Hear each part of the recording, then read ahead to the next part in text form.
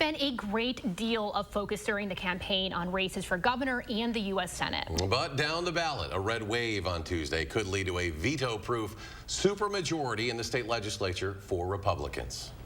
Today, I'll be vetoing 6 bills sent to my desk that would... In the most recent legislative session, Governor Tony Evers set a Wisconsin record for vetoes, 126 in a single legislative session. I'm going to veto Senate Bill 183. But if things go the way Republicans would like them to go on Tuesday, even if Governor Evers wins a second term, his veto pen could be rendered almost useless by a Republican legislative supermajority. It's really going to come down to really 5 or 6 seats and to see whether Republicans will get that supermajority. It's not probable, but it's possible Republicans could gain those 5 seats. The supermajority requires 2/3 control in both the Senate and Assembly, giving them the ability to override any gubernatorial veto.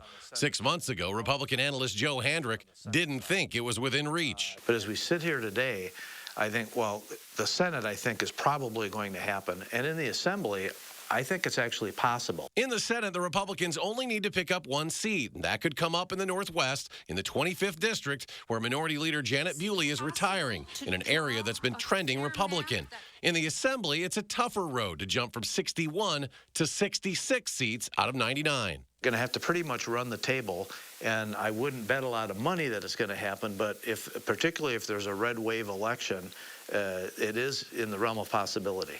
Because they have more or less gifted themselves a seat in the 13th, they have the 2 advantage seats in the Lake Superior Northwest seats, and then they just really have to win 2 out of 5. But getting those seats won't come easy. Both Handrick and progressive Milwaukee area columnist Dan Schaefer agree to watch 3 key spots in legislative areas. Republicans would have to unseat incumbents in La Crosse in the 94th, in Stevens Point in the 71st, and also win in Oshkosh in the 54th, the seat belonging to retiring former Minority Leader Democrat Gordon Hintz.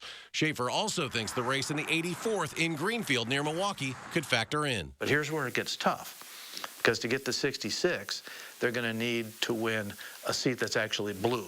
They're going to need to win a seat that Governor Evers is going to win. A lot of that could come down to candidates, candidate quality.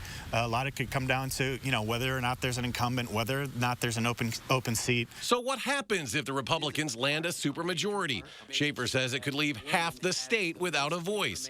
Handrick says while it would moderate the governor, he says it could lead to more responsible governance on both sides. I think it would cause everyone to just take more care in exactly what they're signing on to, exactly how they're voting, and from the governor's point of view, exactly what he's vetoing.